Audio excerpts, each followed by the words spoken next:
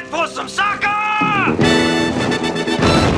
Hello guys, it's 899 here and welcome to, it's the A-League, best league in the world, round 1 A-League predictions. It's going to be an exciting time to see what's going to happen. There's a lot of storylines going into this season. Can the Mariners back it up? Will a new contender rise up from the ranks to see if they can try to topple Melbourne City in the regular season? Who knows? Let's get to the start of it. Opening match starts off today at 7:45. It is Adelaide United versus the Central Coast Mariners, the rematch of the semi-finals from last year, obviously, which was the Mariners winning and going off into winning their second A-League title, then proceeding to having most of their key players gutted because that's how that works. Obviously, going into this game with the ins and outs, so the Central Coast Mariners have got Storm Roux and Sasha Kuszewski out for injury. For Adelaide United, there is a list of them. Van der Sag, Barnett, Cavallo, and Kikianis are out with injury. Jananovic, Hall, and O'Neill are out for international duty. So that is a considerate amount of players that are off the reserves, but they've still got a fair amount of their key players in there as well. So you got Ibasuki, you got Halloran, Ryan Kiddo. So still very solid. If I was to give a prediction specifically for this match, I feel like I know this is going to be a beautiful start of the season. I think this is going to be a draw. It's going to be hard to see how the Mariners are going to go, especially after last year. Adelaide do look alright, but I feel like the squads are very even, obviously, with both sizable ins and outs for Adelaide. So I think this will be an even match, and I think it will actually be a draw, which don't know if they'll take it for the opening game, but who knows. Now we go into the first game on the Saturday at 3 p.m, and it is the MacArthur Bulls up against the Brisbane Roar. Now both teams have actually got very interesting squads this year, with MacArthur bringing in Matt Yerman, alongside former Jets players like Ivan Vujitsa and Matt Miller, just realizing, because there's a lot of them. And it's like MacArthur has quietly got a very solid squad, but we can't also overlook Brisbane. Obviously, they are very much coming off their Australia Cup run where they lost in the final to Sydney FC, because teams from Brisbane are really good at doing this apparently. But again, it's going to be an interesting game to see how both teams can go, because these are two teams that could do something and not really being looked at, which is going to be exciting to see. I think this could be a potentially high scoring affair. One thing that should be noted is Danny De Silva and Jake McGing are out for MacArthur, no one out for Brisbane Roar. So if I was to take a tip on who I think will win this game, I'm actually going to go with MacArthur, but I think this is going to be an exciting display of seeing how both teams can go. Also, we should shout out Brisbane player Ayom Mayok, who has the number 99, because it needs to be used more in A-League. Hasn't felt the same since Shane Smeltz left. And now we go to the second game on Saturday. And I'm going to say this right now, I think this is going to be the grand final this year. It is going to be an absolute belter. Rematch from a couple of years ago. It's going to be Melbourne City versus Western United. Now, obviously Melbourne City been the dominant club for the last couple of years. Did get belted by the Mariners 6-1 in the grand final, but still Melbourne City are the benchmark when it comes to Australian football. Going to probably maybe struggle a little bit with Andrew Naboo now being out for the whole season with his Achilles.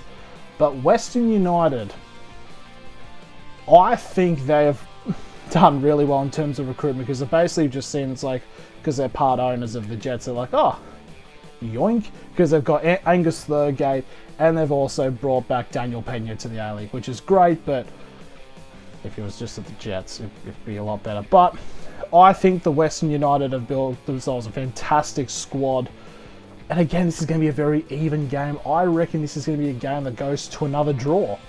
I know I'm very boring at this and staying moderate and neutral in this, but you've got two great teams. I think this is going to be a great sort of series that runs throughout the season, and probably I think we'll see this as the grand final and pretty much the first and second for this season. Maybe Western United knock City off their perch, who knows. And then we go to the main event on Saturday night, and it is, of course, the Big Blue. It is Sydney FC versus Melbourne Victory. So, Sydney FC are in a very interesting state. Obviously, they did finish in that lower part of the finals, but they did end up beating the Western Sydney Wanderers in the elimination final, did lose to Melbourne City in the semis, and Melbourne Victory still trying to build themselves up to what could have been up to new heights. So you've got a Sydney team that are looking to improve, and you've got a Melbourne Victory team that are looking to improve as well.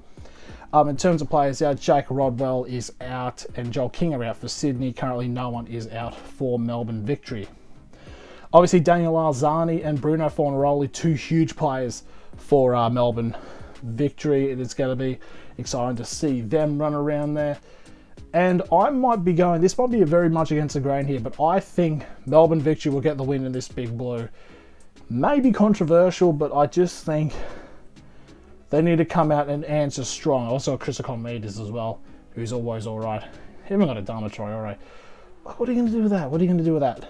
Sydney FC are all right, but I definitely think that Melbourne Victory are going to get the win here. Now we go to the first game on Sunday, and we have another sort of interesting one. You've got the Western Sydney Wanderers up against the Wellington Phoenix. The Wanderers have got a lot to kind of prove after losing the home derby in the elimination final. I think what they've done in terms of recruiting has done fairly well. Brandon Barella coming back, that's gonna be good. Josh Brillante as well. I'm not even saying if they've ever come out, I'm just like naming players at this point. Wellington Phoenix got Kasababa Rousas back with them as well. It's even got Jack Duncan as well, the former Jets goalkeeper. I don't know, I don't really see the Phoenix doing much this year, unfortunately. But I definitely feel like the Wanderers are going to come into the season absolutely fine, and I think they're going to get a solid win against the Wellington Phoenix. And now we move on to the final game of the round. It is Perth Glory against my team, the Newcastle Jets. So these are two teams that really people are having under the microscope and not really having that much expectations for. I think Perth Glory squads are kind of underrated, and I think fairness is you've got still got like a bunch of young players still in there. You've got like players like Adam Taggart, who like come on. Like it's got Bruce Kamau, I think is going to be a crucial player for Perth Glory this season. In terms of the unavailability for Perth Glory this match, Mustafa Amidi, big let out. You've also got Adam Zimmerino, Antonis Martis, and Jaden Gorman. For the Newcastle Jets, a lot of people have them coming last this year. I think probably at best bottom three. So there's a lot of things that they need to prove, and no one's giving them a chance in hell. It's probably one of the weakest squads they've had, but I do think they might get some results in because they are trusting a bit more on younger talent. Very much looking into Archie Goodwin and Lucas Moragas. Moragas now back from his loan with the Phoenix. Lachlan Bayless, I think, looks class, and I genuinely think if the Jets focus on youth, they might do okay. I don't think they're going to come last, but I don't really have much confidence in them saying making the finals. But for this game, they've got Archie Goodwin and Piscopo out on injury. Brendan O'Neill suspended from his red card. You also got Noah James, Zach Bowling, and Nathan Grimaldi also in the unavailable list. Jets don't really go well in Perth, but I'd say very happy with a draw. But by the way things are looking, I think Perth Glory should be able to get the win here. But if the Jets can do an upset, that'd be great.